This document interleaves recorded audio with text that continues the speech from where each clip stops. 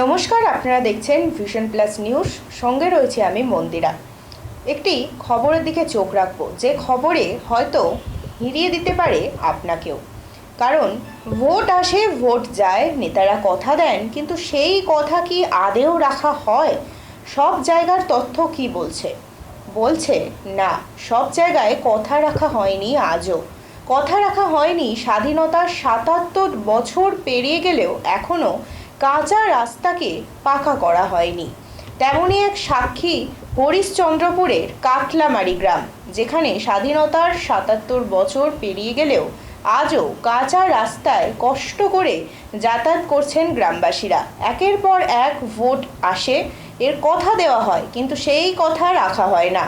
পঞ্চায়েত নির্বাচনে বলা হয়েছিল এই রাস্তা এবার হবেই, কিন্তু সে কথাও শেষমেশ রাখা হয়নি। তাই বাধ্য হয়ে শেষে প্রতিবাদের পথে গ্রামবাসীরা।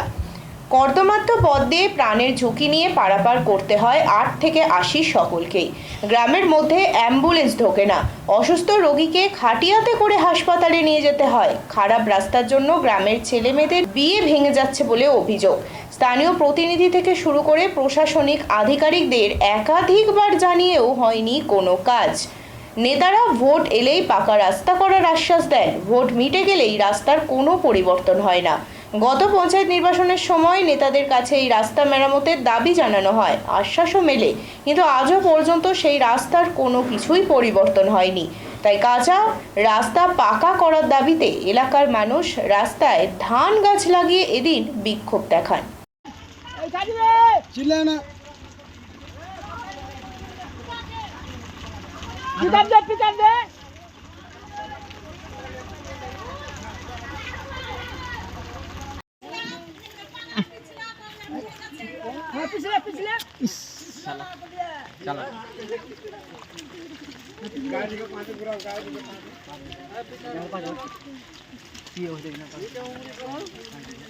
হাসি না কালাম তুমি হাসছো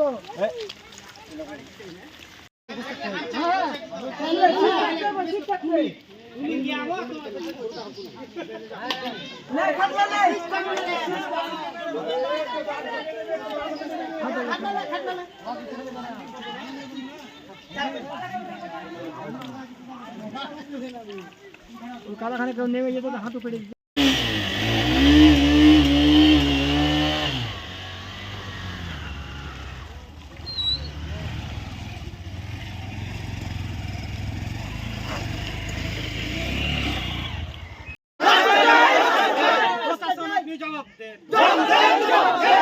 আপনি জবাব দেন, প্রধান আপনি জবাব দেন, এমএলএ আপনি জবাব দেন, দীর্ঘদিন ধরে রাস্তা কেন হচ্ছে না, প্রশাসন আপনি জবাব দেন।